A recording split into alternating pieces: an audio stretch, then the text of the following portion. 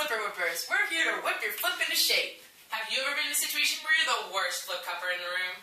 Do you want more friends? Do you often get left out of social situations because you can't play flip cup? If so, this 2-week program might be for you. We're going to take you through a basic introduction of the program. Let's go check out a typical university party.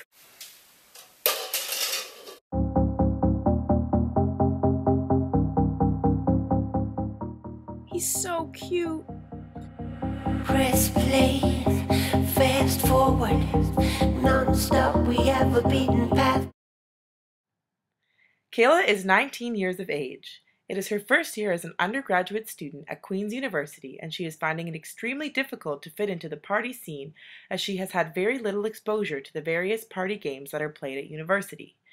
She is extremely motivated to improve her flip cup skills as she is constantly being left out at parties due to her lack in ability to perform the specific party tasks. The learner is in the verbal cognitive stage of learning and has previously been a piano player for 8 years and therefore has high finger dexterity that could likely transfer over to the flip cupping task. Because this skill must be performed in a high-pressure situation with lots of others watching and waiting for her to complete the task, the learner is highly aroused and very anxious. In order to control this anxiety, the learner must learn to focus her attention on selective cues as opposed to being distracted by environmental and peer pressure.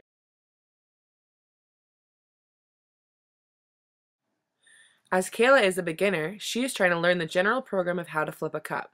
As she is learning, she is not worried about the specific details around her performance. Kayla is trying to correct her own mistakes but is finding it difficult as she has no idea what she's doing.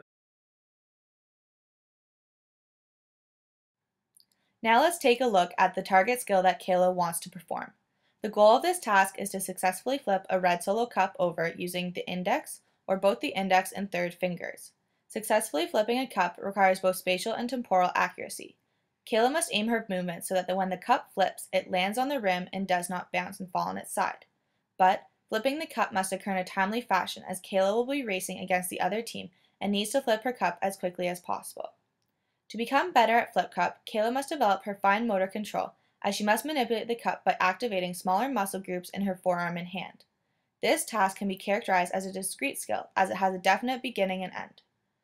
It has a high cognitive demand and a low motor demand, as there is little muscular activation but a need for high attentional focus to the task. Finally, this task uses open loop control as it is performed quickly, and Kayla would have insufficient time to correct her movements through feedback during the performance. During practice, we will look to develop her motor program for flipping a cup so the movements become more autonomous.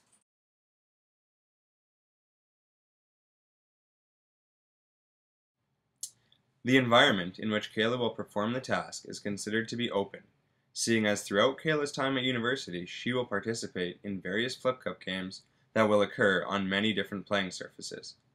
The environment will be highly competitive and will always involve the presence of others, both on Kayla's own team and on the opposing flip cup teams. There will be various external environmental cues that will cause Kayla's anxiety level to increase significantly, including loud music, different lighting, and cute boys like Phil. Kayla, do you want to get better at flip cup?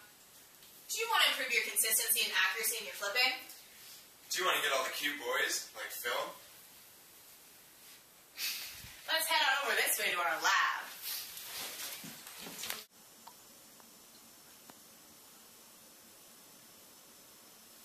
When you join our program, we'll help you set smart performance goals. Our program is going to incorporate block varied practice. Now Kayla, I'm going to demonstrate to you how to properly flip a cup. First, you're going to place the bottom of the cup slightly over the edge of the table.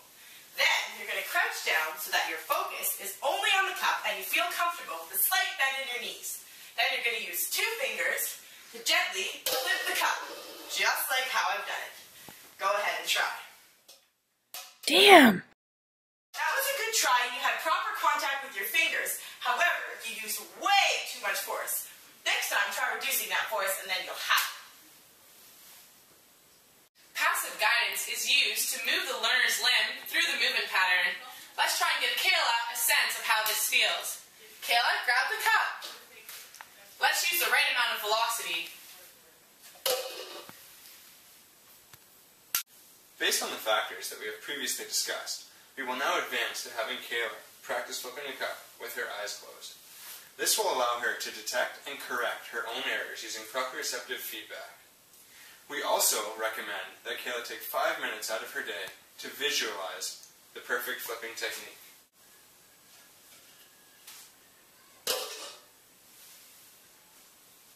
Once Kayla has developed the generalized motor program necessary for the appropriate task, we're going to introduce various external pressures into the lab that are going to help her learn how to manage her arousal and her attentional focus, like this. You got this, Kayla, you got this, Kayla, you got this. Really focus. All right, good try. Pick it back up, back up. Really focus, Kayla. Yeah!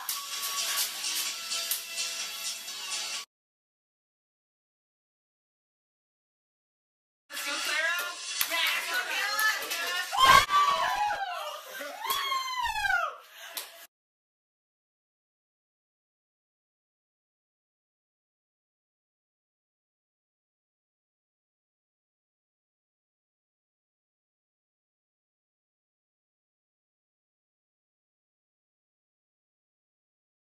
Informational processing capabilities may be impaired. All participants must be aged 19 or above to purchase this program. Training will occur in the lab 6 times over 2 weeks.